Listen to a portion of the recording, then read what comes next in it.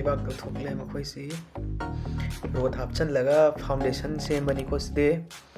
अदगी cement की मसाला आगद्रा concrete हापचनजरे दुगा road युमजनगा को तार पुंजनदोबने सिदा सी कैनोगे खोगे युम साबदा को ब्रिज कर साबदा फाउंडेशन की मोंग तौबदो को खुती ओइनबा खुती हाइदि मखोंग ओइना लेपकदोरिबा पोर्शन दो अदुनी होजिक दलाई असि करिगिनो हाइबा मतमदा बियरिंग गुम्बनी को असि खोगे इंजिन दका उंगनिंगाई यावबदुनी बट असिगी यूज अमा तौगनी अदु येंगसी मयाम कोना करीदा करीगी सिजिनगदरो इमो हाइसी अदो सी रोटेशन होइनबा मथकदा बियरिंग दुगी मथकते को नाट का फाजन बनेबा सी खोगे दलाई हैनबगी दमकता रोड का फेंजरे अदुगा तारंगा को सुपुंजले को दे चेंदनबा खोगी रियल दा सिम्बदो अदुगी मोंगदने बसिगे मिनी ब्रिज सेमजरी से को अदो रोड से ब्रिज लांग तो खोगी खुती मथकता को खोगी हापचबदुनी अदो को मसाला हाइदि कंक्रीट निको कंक्रीट सिगा कोई दलाई हैजरे अदुगा सी खाजन लबगी दमकता कोई अहेनबा अमा तौद्रसु को प्लास्टिक की कोई मार्केट ता फंगजबदु सुम सिजिनजरे अदुगा सिना कोई युंगी दसु को सुम साबदुनी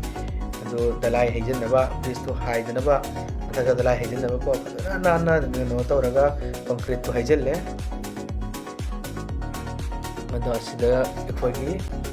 ब्लॉक में सेमगदौरिनी सिदा इंजिन अमा हाइदि मोटर अमा थंगनी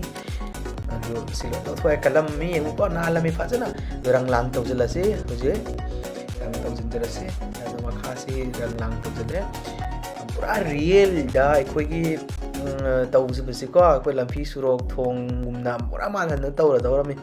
अदगी सी थोड़ी सी पुंजलिमी को कोई हाइदनबा पूरा मजबूती हाइदि चेक्शन ब्रिज अमा ओइनबगी दमकते कोने सुम तौबनी सिदा कोई मोटर हापचरे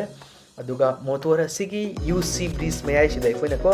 हांगदोक हांगिन ओइबा लेथोक लेजिन तौबा याबगी मोंग सिजिनरगदोरे हिनिसी जी मोटर बैटरी मसु यावगदोरनी अदे कंट्रोलर मसु यावरनी सिगी बैटरी सिनबुको सिगी मोटर सिनबु हांगदोक हांगिन तौबगी कइना द ब्रिज लेथोखरगदी ममांग लाको गाड़ी अदुना उबताबनी को ब्रिज ममांग थिंजलगा चटपे यारदो हाइबदु खंगनबगी दमकता पूरा लंफी अमु सेमे इसिंग हैजनजरे हुजी पूरा अखोगी रियल की तुरेन अदुमना उरे को दे अखोगी जहाज का लागबद सि ममाय हांगदुक्सरनी जहाज अवांग अवांग मसु यारको दमकता ममाय हांगदो पूरा चटपे यारसि को दुगी दमकतने बे कोने साइ मोटर हापकिबदु अदगी जहाज चत मतम को ममांगी थिंजनबनी सि थिंजली से उद्रा थिंजलबा हाइदि गाड़ी लासु खंगनबा सिग्नल अमा ओइना वार्निंग अमा ओइना अदगी थिंजल पूरा लंफीदो ओके तहलगा अमु गाड़ी अमु चेनरनी अदगी जहाज लागना बो खोई रोटेट तौथोगा हांगदोनी दुगा जहाज अमु चलहलनी याम फजेगो मैम यंगमिनरे याम नुंगाइजरे थैंक यू मैम चैनल से सब्सक्राइब तबियो लाइक शेयर सु काउबिगनु बाय बाय।